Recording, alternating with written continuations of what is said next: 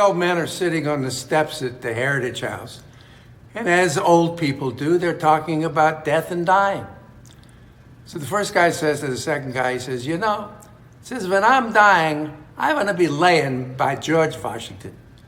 George Washington, the father in the country, they say, if Myrtle is laying by George Washington, he must be a fine fella, a Mitch. The second guy says, no.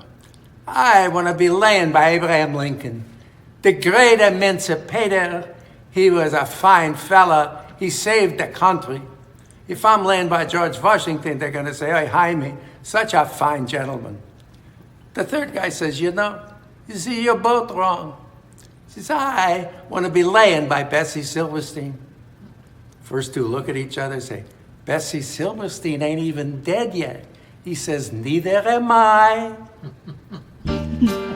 Witty. Generous. Dedicated. Bright light. Supportive. Fire. Friendship. Curmudgeon. Leadership. Visionary. Some of us knew Fred as a tough lawyer. Others knew him as the guy who constantly asked for money for things that he cared about. Yet others saw him as an actor on stage here at Gallery Players and several other stages in town. His family knew him as a husband, father, grandfather, incredible chef, and the best audience you could ever ask for. I was fortunate to know Fred as a close friend, someone I could talk to, argue with, commiserate with. As a matter of fact, Fred was known to walk into meetings and tell people, well, Alan and I think, when we had never even talked about the issue. Through the many, many Gallery Players and subcommittee meetings I sat with Fred, he made every one of them interesting. Whether it was listening to him advocate for a certain idea, or laughing when he told one of his many hilarious jokes, or being moved when his passion made him a little verklempt. Fred would come into my office, sit down and say, Carol, you know my philosophy. Ready, fire, aim. Our friendship started in elementary school and never wavered at any time throughout our lifetime. We shared many events including synchronized pregnancies, birthdays, holidays, happy times, and sad times. We sought each other's counsel on business matters and legal issues.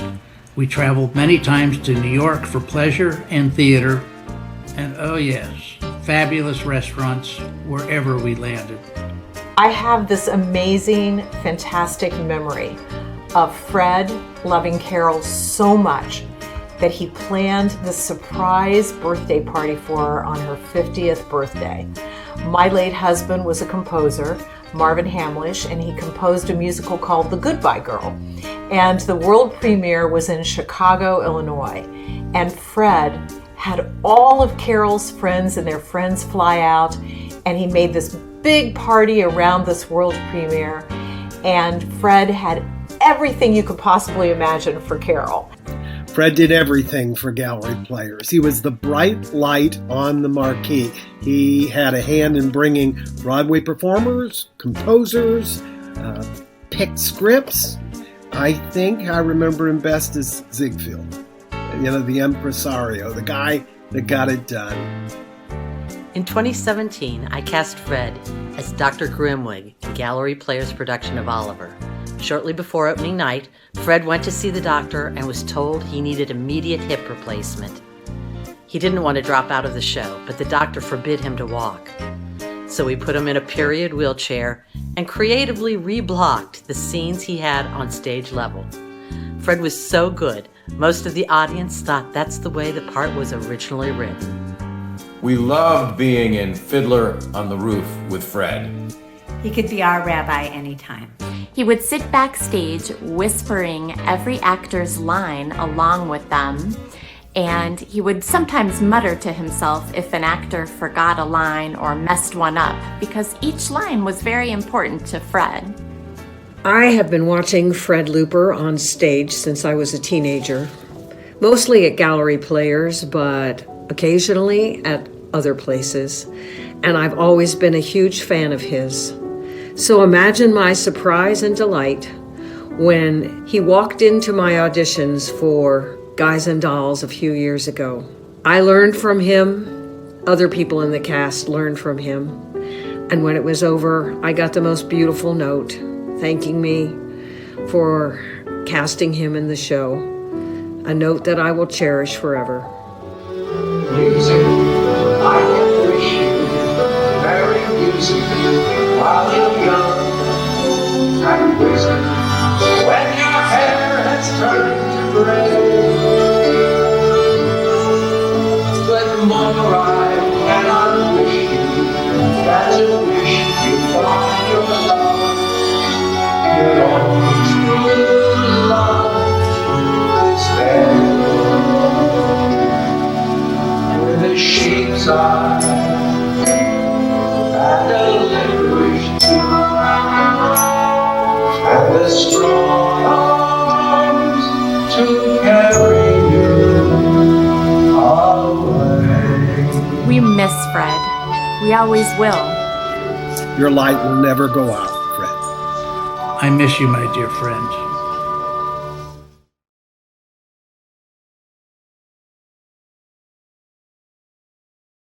It's now our pleasure to invite you to the show that Fred dreamed about. Direct from New York City, Jana Robbins and Haley Swindle in We Just Move On. Please join us immediately after the show for a talkback with Jana and Haley. We had such a great time on the show. I hope that you are with us now. Oh, good. People can see us, and we're so happy to see you too. Oh, I see. So let me say officially hello to everybody and welcome. Hope you all enjoyed the show with my longtime friend Jana and my brand new friend Haley, who come together as a wonderful package, which Thank you all you. just saw. I think that the plan, I am on and see you. The plan is as follows. I want to allow invite three people to say something before, and then if you have questions, please put them in the chat, and we will feed them to Haley and Jana, and hopefully get some answers. And this is like being backstage, but in Jana's apartment. And with our drinks, because I have to have a drink after the show. I don't know Absolutely. anybody else. So, Carol Looper, are you there? If she's not, Let's check the chat. hang on a minute. I see the Loopers are there from Seattle. Hello, Loopers from Hi, Seattle. from Seattle. They've said hello to us. And we see other people saying hello. Hello to my 4-year-old daughter, Lily, who I know is way past her bedtime right now and watching. Okay, so let me ask you, the two of you, Okay. talk about putting the show together. You know, you've done this before at 54 Below, and I think Yes. some other places. How was it to do it for a unique audience here in Columbus? Alan, I'll start and I'll let Haley answer afterwards, but it was a gift. It was a gift to us because with the pandemic hitting and a Broadway closing down and our having less opportunity to perform together, when you got in touch with us and said, we'd really love to do this show, it really was a gift to us to do that. And Well, then there's Carol. Carol's here. I see her. Carol Hi, is here. Carol. She says she can hear us. So Good. Carol, if you can't ask in person, please Put it in the I'm- chat. We're watching. put it in the chat because we love you and I hope Love you you. loved the show. Putting this together, especially, for Carol and Fred. Unmute. All right. I'm now unmuted. Carol! All right. Oh, I can. Let me ask everybody to mute unless you're the one speaking. Otherwise, we're going to have a lot of this Feedback. stuff going on. cacophony. So I'm going to call on Carol in a minute. But Janet, you want to finish? No, what I you- just want to finish that when you asked us to do this, it was absolutely a gift to us to be able to bring this show back out and then to replace the entire center of the original show to tribute to Fred and Carol to be there, with you at this time. It was just simply, I keep saying same thing, a gift to us. We loved it. We loved it. Absolutely. And Haley, I didn't know when we started that you had the whole Columbus background. So that was I do. interesting You thing. know, I mean, family is everything to me. My 4-year-old daughter Lily is watching right now. My husband Jack, but my family. I grew up going to Columbus. My grandmother was my best friend in the world, and my grandparents. Hearing so much about Fred, you know, he reminds me so much. Just epic men who changed the world. Hearing about Fred just reminds me so much about my grandfather, George Steinbrenner, men who just changed the world, who were bigger than life, men who made the world around them a better place. And as I got to know Fred through this experience and through Jana and through the stuff we did, it really made me feel closer to my own grandfather. And I feel like I got to know Fred and Carol, and I feel like they would have been friends, and maybe they are friends. I mean, my grandfather died at 80 as well. I feel like they're friends up there, wherever they are, that they are friends looking down and hopefully proud of what we did tonight, because for me, it was just a really magical experience. I have very strong roots to Columbus. And so doing this and coming back for my grandmother was a really, really special, meaningful experience for me too. So thank you. So I just want to ask one question, having just done a show virtually. What was it like to sing without an audience? I have to tell you something, Alan. It really wasn't bad for me singing without the audience, because it felt like being in the rehearsal room. And I love to just, crawl inside the number and how it feels and do it. Where it was verklempt was waiting to see if we could get online and be with you, because we're used to somebody calling, okay, Miss Robbins, Miss Swindle in 30 minutes till, the curtain, 5 minutes to curtain. I was more concerned about whether we would all see each other and be able to be together, but doing it without the audience, it bothered me so much, because you know what? And I'll ask Haley to answer this. Before I go on stage, when I'm nervous, I always say to myself, do it for yourself, Jana. It's about really doing the moment and letting the audience join you. So I was okay. I take it as, really, I can either make this the biggest. When I sing National Anthem at Yankee Stadium, there's a picture of my grandfather, right? And I look out there and I look out at there and I could go, this can either be the worst thing I've ever done in my life or the best thing. And it's going to be a lot easier if this goes really great. So let's just make it really great. Excuse me. That's Haley wrote, hi, mommy. No, my daughter wrote, hi, mommy. And then, Lily. Before I go on stage every night, I think about what I'm grateful for. And I just go, let's just make this is my moment to really, I was that little girl that that went to see the theater every night. And so every night when I go on stage, or whether it's the camera and the people watching behind the camera, I am grateful for the opportunity to get to have that experience, to have that artistic experience, to be able to give that. That is why I believe that's why I was born and why I am here. That is what I am here to do. So getting to do that and having the opportunity to do that, especially right now when there aren't a lot of outlets to do that, and is a real gift, to echo what Jana said. So I agree. So Carol Looper, are you there? Can you I'm unmute? here. If you can hear me, Alan, you have to.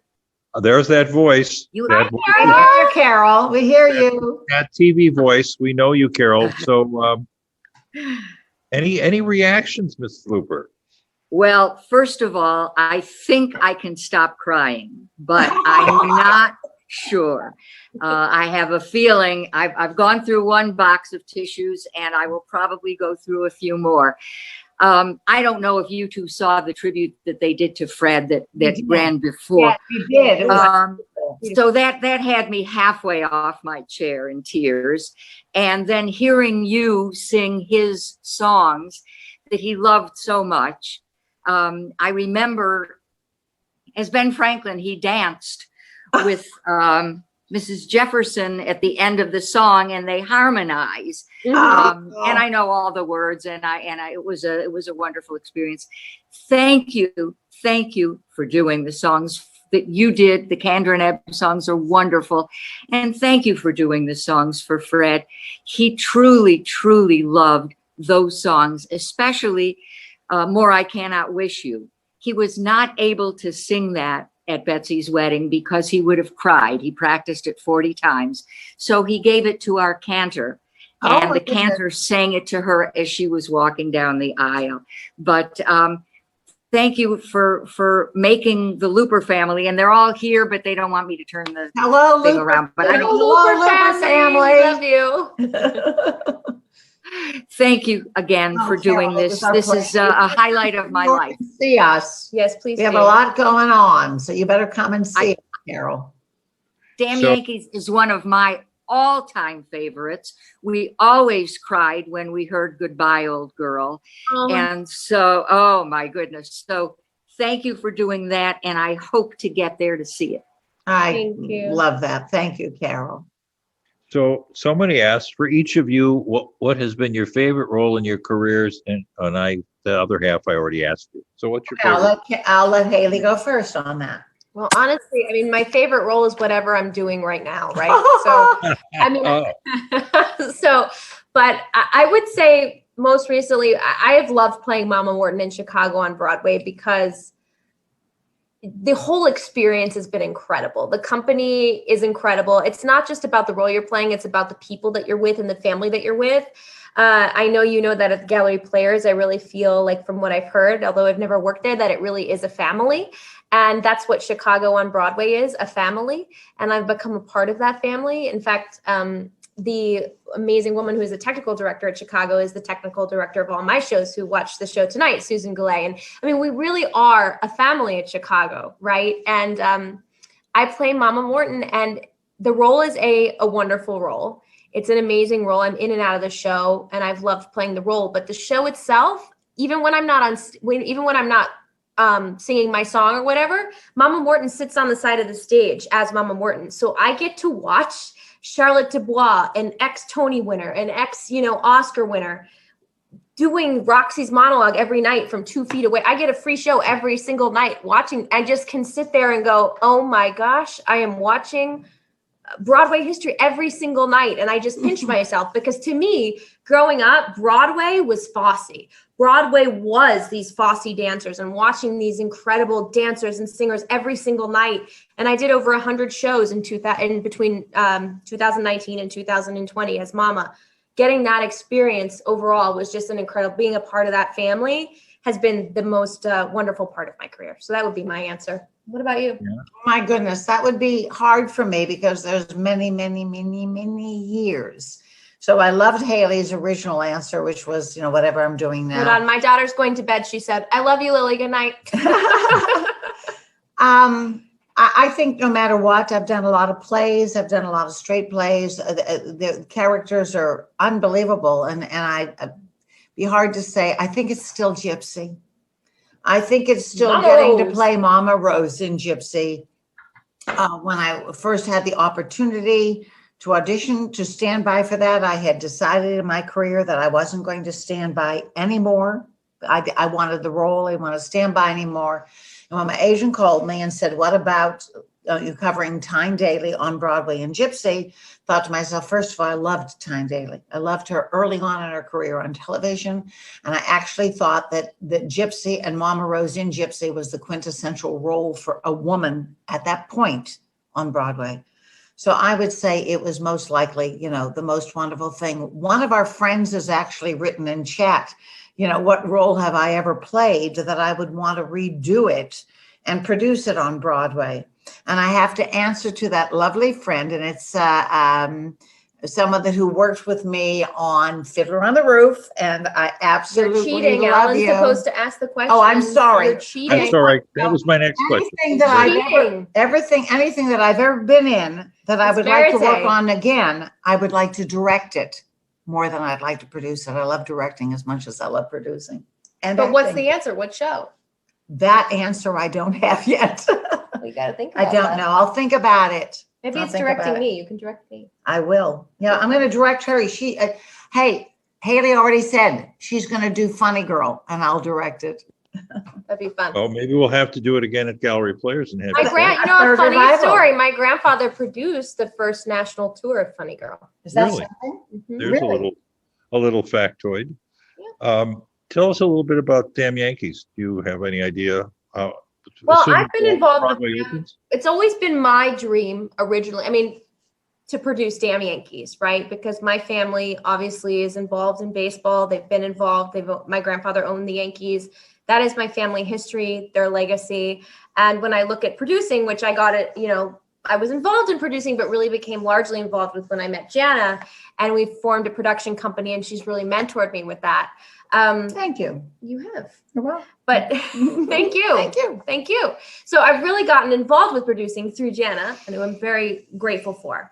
But as I've gone forward, really my dream role, my dream show to produce, is really bringing these two worlds together. And what better show than Damn Yankees? And that has kind of always been my dream. And I've tried for a few years kind of to figure out what the right thing was. And then the rights became available. And for at the right place, right time, they did. And Jenna and I went after them along with a couple of partners. And the right creative team is in place. And we're very excited about it. It's moving along really fast. We're looking at in the next year to year and a half, and lots of exciting stuff happening with it. And it really is not only a revival, it's a revisal. We're looking at a lot of different changes to the script, updating it a little bit to make it more relevant integrated to where we are now, and also with where we are in the world to make it look and feel like a real baseball team, which is people of all colors and people of all ethnicities and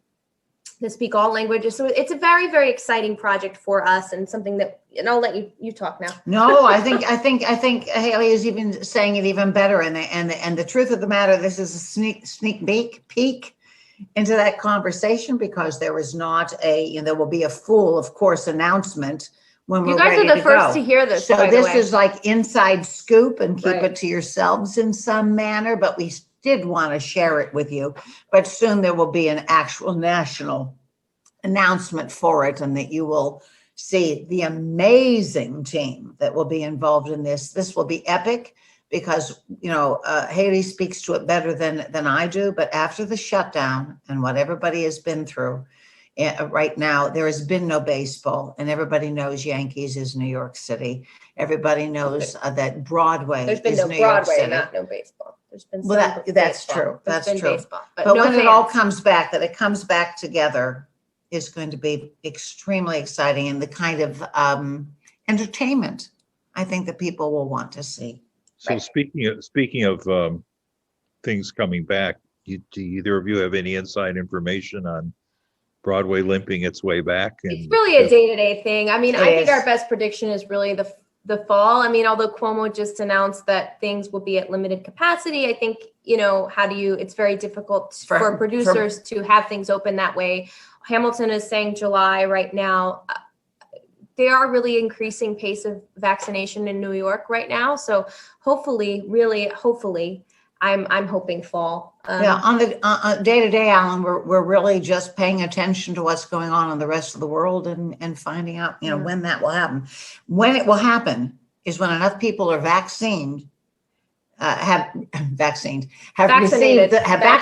Thank you so much. We had a couple of glasses of wine. No, while we didn't. washed ourselves. No, we didn't. She did. When enough people are vaccinated to feel comfortable to sit next to each other in the theater, that's when we'll open. We're having the same We'll need discussion. enough time to promote that and sell the tickets as well. Having seen you in Gypsy, Jana, Yes. I think when we saw you, you were Mazeppa at the paper mill, but you were also standing in for That was Eddie well Buckley. after Broadway. Right. And what was it like to make the transition from being a performer to being a producer? And you said It felt seamless, Alan. I had always started back then, even while I was doing Gypsy, I was producing and directing AIDS benefits, because so many people in New York had been affected by the AIDS epidemic long before there was the COVID pandemic. And I had made that transition to raise money, always wanted to make a difference, just like Haley has in the world through theater. So I had started doing that, and little by little, moving on into directing and producing was just a seamless transition. And I couldn't be happier, Alan, at our age, to be doing Oh. We're gonna play the H card then. Yeah, I just played it. I'll You play know, the I H just card. Played it, but she can with me because I conducted the orchestra for Funny Girl in 1985 with Janet, I was born, as I said. and I'm still doing it. So I haven't I said, regretted yeah, doing right. anything. Yeah, I don't think, I'm not sure. It depends upon what the role is. So don't listen to me when I say this, but 8 performances a week, I don't know. Yeah, I don't know anymore, right? You could do it. I used to think it was Stop. nothing, but we had a Somebody great asked- time doing this. We really did, Carol, We did. Alan, everybody Well, that's watching. did. We had a It- wonderful. It's very special because this was Fred's dream.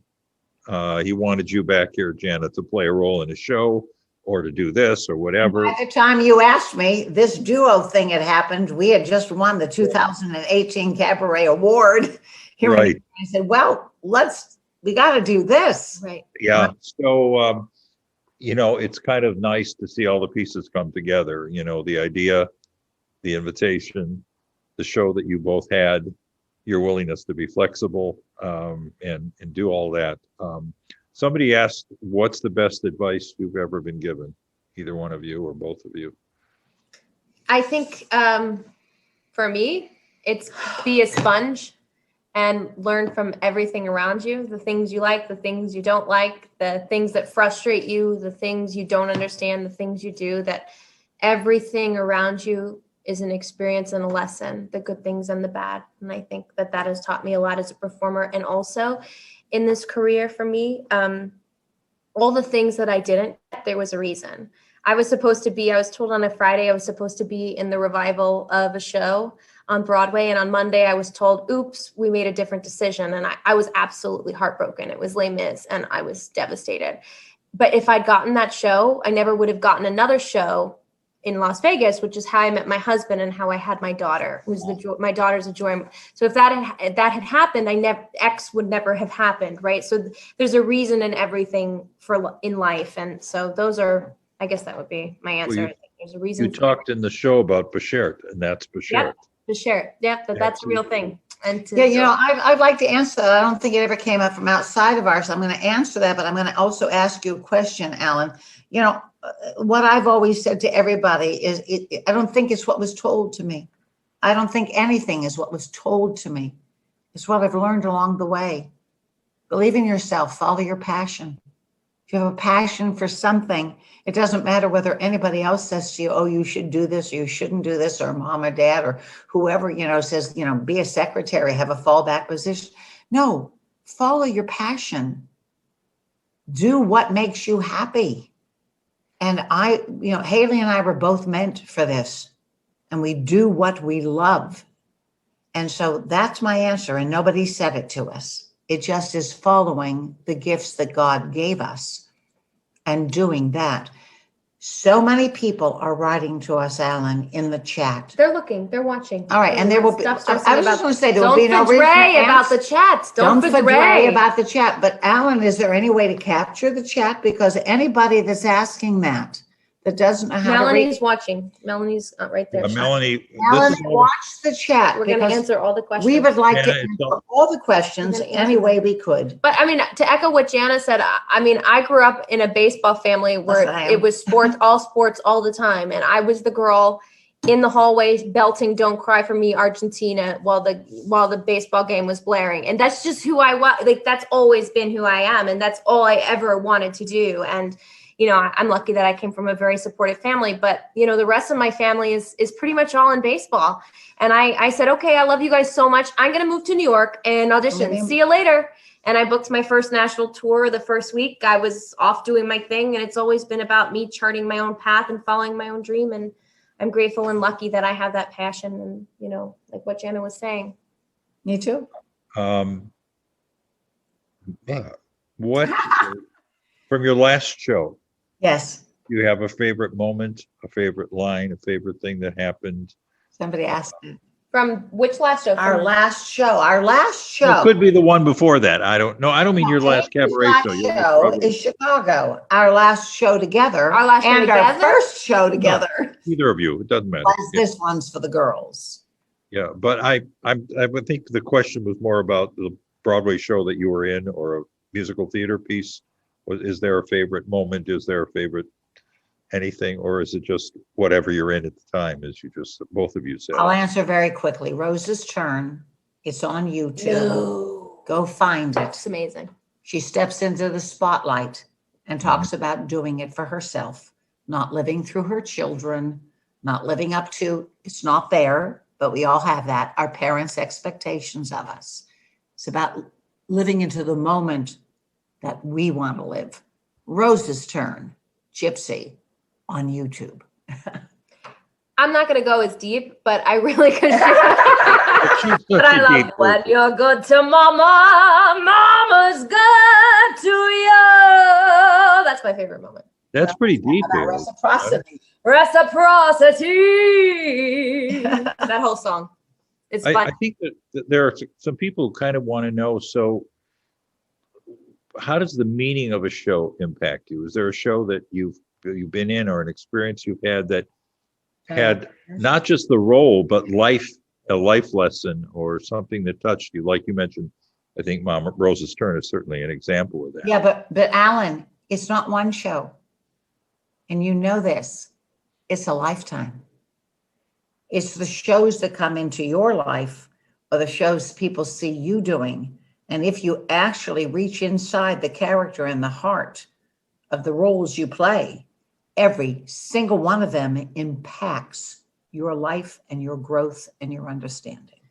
She's right. I mean, in order to do a character justice, we have to fall in love with each and every one of our characters, no matter whether they're Mama Morton, Nellie Forbush, it doesn't matter. You have to fall in love with each and every one of your characters. And that's why it's a really difficult question, because when I go role by role, it doesn't matter the character. I fall deeply in love with every role that I play. It doesn't matter if they're a villain or a love interest. It doesn't matter. I have to find a way in to fall in love with every single one. So it's really hard to choose. And oftentimes picking which is my favorite experience is not so much about the role as it is about who's playing opposite me. What is that connection? Is there, who is around me? Who is the company? And what is the energy off stage? What am I walking into? Is it a positive experience? Is everyone happy to be there?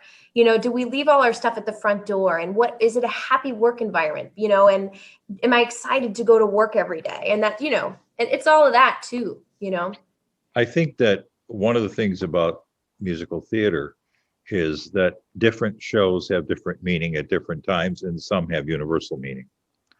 Yes. And I think about Ragtime, Jana, which you produced, which I did, and I remember calling you when we decided to do it.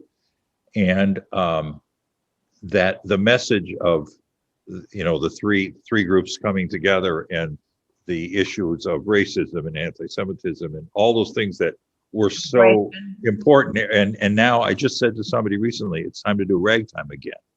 Not because we need to do Ragtime again, because it touches the audience in such an incredible way. I agree And with you. And when I produced Fiddler on the Roof, I thought it was really important. And Haley just did, I don't know what everybody knows, but it will be out there and you should all watch it. There's going to be a huge celebration for Liza Minnelli's birthday, and with a lot of stars involved. And Haley is doing a segment with Joel Grey, who was the director of our Fiddler on the Roof. And even Joel said so, and I feel so, that Fiddler was important then. But it's even. We're not allowed to talk about any of that segment. I'm not allowed to talk about that. So you didn't hear it yet. It'll be announced. Okay. I said this to you, Jana, but I would say it to everybody who's on. Seeing Fiddler in Yiddish was like seeing Fiddler the first time. Even though I had done it, I don't know how many times, and I knew every word and every lyric, and I didn't have to watch the subtitles. It was a whole new experience. And I think that's her Fiddler was. That's why we incredible. used Bashert in our show twice. We know what it means. Somebody wanted to know, and I think you've kind of answered this, because I've asked you this before, Jana. So what did you do when all this time for the last year when there was no theater? What did you do to stay busy? And you seem to be busy all the time. She's so busy. She's so busy. But I think it's kind of interesting because all we hear in the news is that everybody in New York is sitting at home really unhappy and miserable, and there's no work, and this is the time to create, Alan. This is the time to create, and that's when we've really fostered trying to create and picking up the rights to Damn Yankees and bringing on additional writers to update the script and to really begin where are we going to be ready and ready, fire, aim, right? Like as Fred said, how are we going to be absolutely ready to go? Tell him what you said while we were watching. Okay, so I said I am like Fred, and my grandfather was like Fred, ready, fire, aim, and Jana's ready, aim, fire. She's all absolutely. I'm ready. And so that's what makes us really good partners because I'm like, let's go. She's like, let's wait a minute. So we balance each other out really, really well, on a lot of things, so on a lot of decisions. But with Damn Yankees, I mean, we had literally like 5 hours to decide, this is what it is. Are we going to pick up these rights or not? And we're both like, let's jump, let's ready, fire, aim, let's do it. And so we've done it, and we've brought in the investors. We've done what we've needed to do. We're doing everything we can to just be ready for when it comes back. There's so much that happens to bring a show to Broadway, right? So all of this work would get done regardless of whether or not we're in a pandemic. It's getting done. We're working on it. The writers are writing. We've raised money. We've done what we've needed to do to be ready and to foster art. And people are wanting to work and to write and to create. And another amazing, it's been very, very hard, but what has given us hope is that out of the last pandemic, so my great-great-grandfather passed away from the Spanish flu at 36, and hearing the stories of my great-grandparents growing up and my grandmother, because she had lost her grandfather growing up, it was all about what came out of the Spanish flu. And it was the Renaissance. It was the Roaring 20s. So knowing what's going to come out of this pandemic, I believe we're going to have an artistic renaissance. Yeah. And I believe what we are going to experience is blossoming of arts and theater and music like none of us have seen, because I just truly believe that. It's happened in history. If you look at these times when we have all gone through this as a human race. And I truly hope and believe. And so we're just doing what we can to be ready for that. Somebody wanted to know, Jana, how the Yiddish Fiddler came about.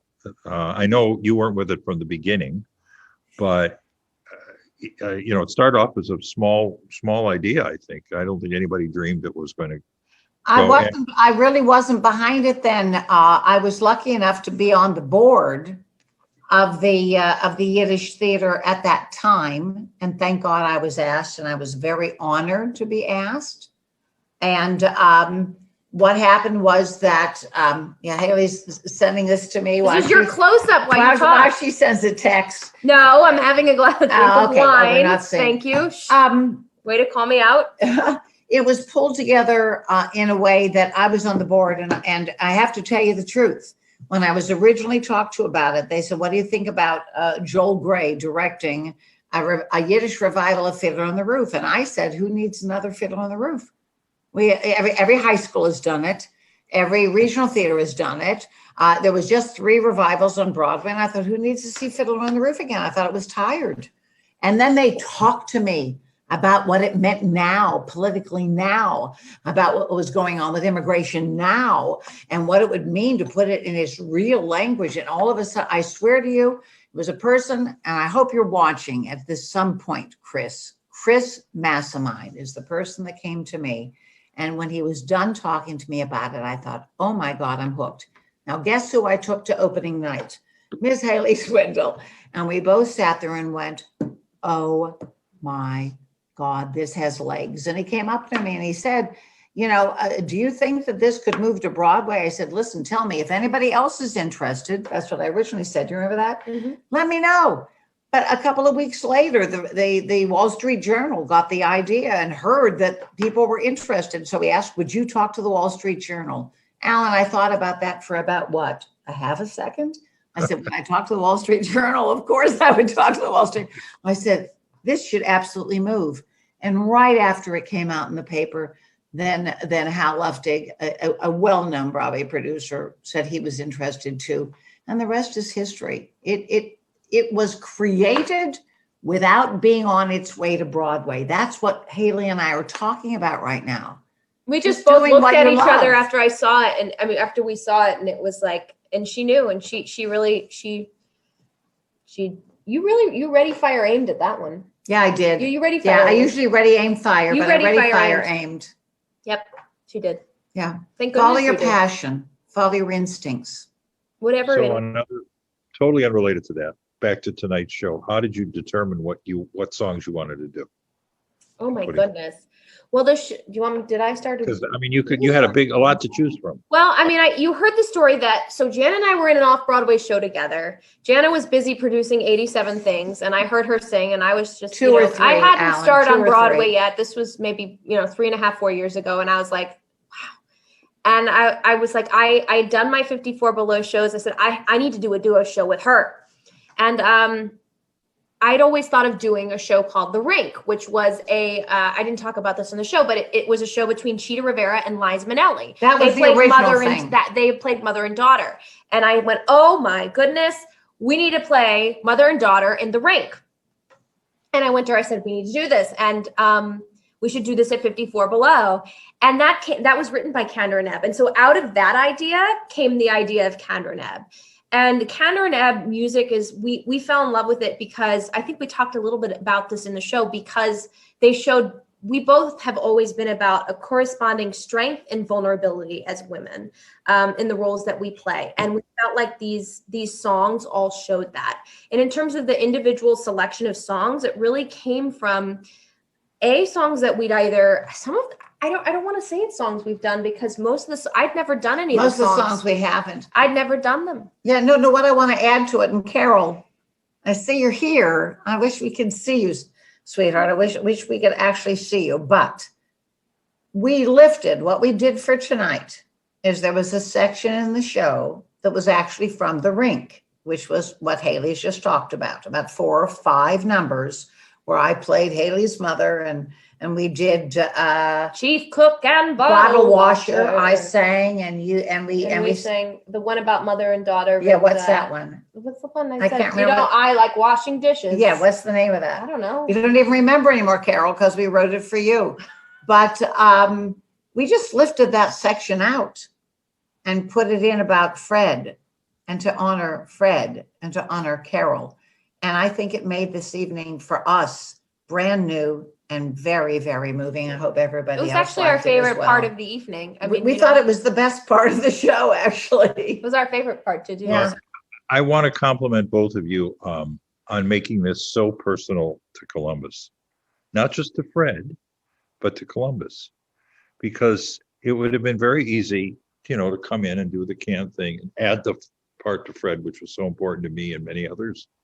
But you, from the very beginning, you talked about your connections and how much Columbus means. And Columbus people are proud people, proud of our city, proud of Ohio State, which of course you got that in, Haley, which is important.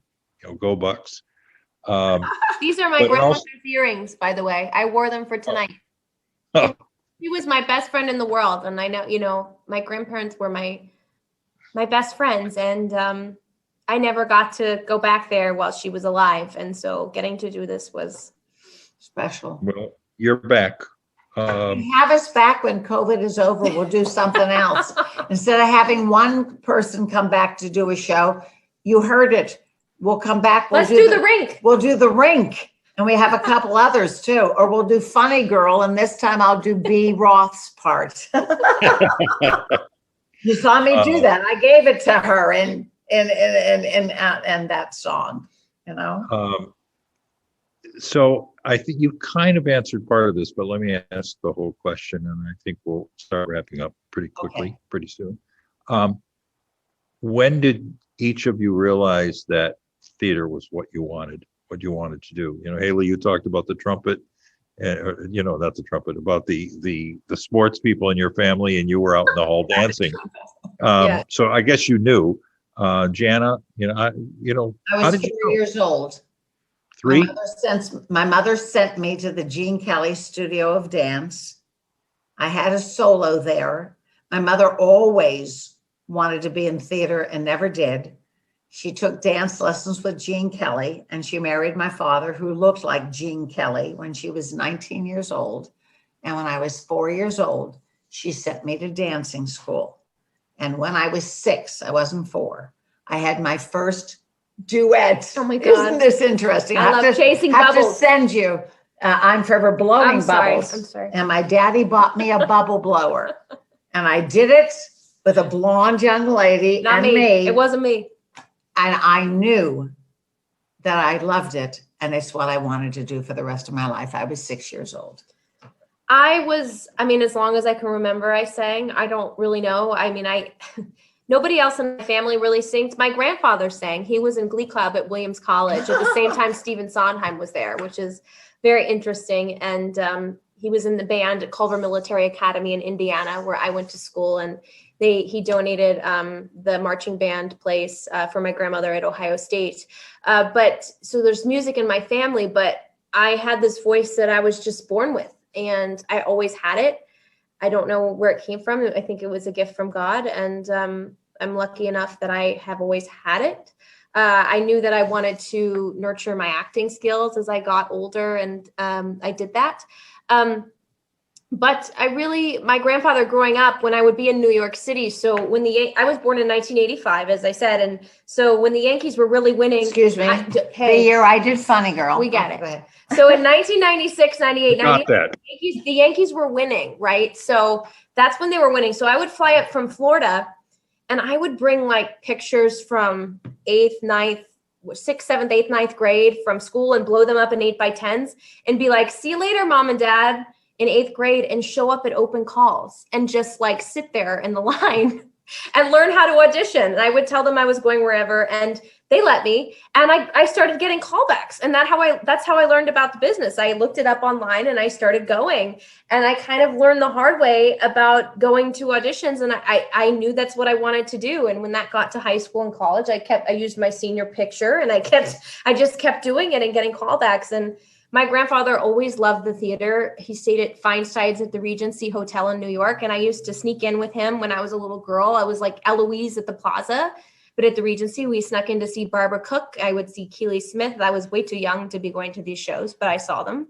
And, that developed my love of theater. And the last thing he ever said to me was, I love you, Broadway. That's what he knew that like I wanted to do. And I made it there. So I know Jana knows this, but I don't know if you do, Haley. Michael Feinstein grew up in Gallery Players. I know What? that. Michael and Terrence. You didn't know, and she did. They're dear friends of mine. Michael is a dear, dear, dear friend of mine.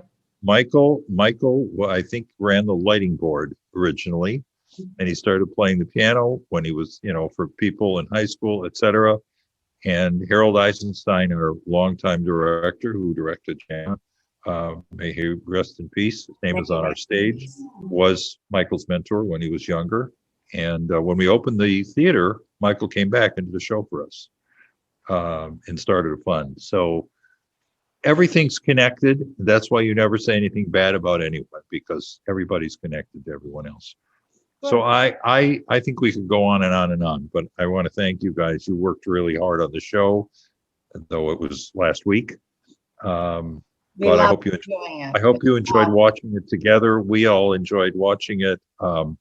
You have capped off a virtual Gallery Players season for us, because last summer we were all trying to figure out what we were going to do. By the way, a year ago tonight was the opening night of She Loves Me for Gallery Players, which closed because of COVID after 2 performances. Yeah. So tonight's it's kind of an interesting night. And we're all hoping We'll be back soon. I believe that. Broadway will be back. We will be back. We're in the middle of trying to figure out our season right now. Alan, next time, remind me, because every time we were in rehearsal, while we rehearsed, I always forgot that we weren't there. The dialogue kind of like was about our being there. And then I realized, we have to tweak this because we're not actually there. We're filming it. But every time we rehearsed, I was imagining being right there on that stage in that room. But our hearts were, you know, I mean, you look at that camera and I think about where I grew. I think about all the time I spent there growing up with my family, my heritage. I thought about the stories that I'd heard about Fred and Carol. And Carol, I feel like I've gotten to know you and I your hope family. you're still there, and Carol. We don't she's see your there. number. I hope you're But- there. Yeah, it was a real gift to us. Well, thank you both. Hopefully, it's not the last time that we do something together, because this That's has right. been We'll be there in lot of- person next a time. lot of fun. A lot of fun from our first call, Jana, several months ago to now, Thank you, Alan. making this all happen. You heard And our Thank you thank guys so you. much. Thank you. just best of luck to both of you with Damn Yankees. Good night, everybody that Good joined us. night. We're Thank really you. thrilled that you watched us tonight. It was a special evening. Thank you for being here with us. Thank you so much. All Good right. night. Thank you. All the best. Bye. Good Good night. everyone. Bye-bye. Bye.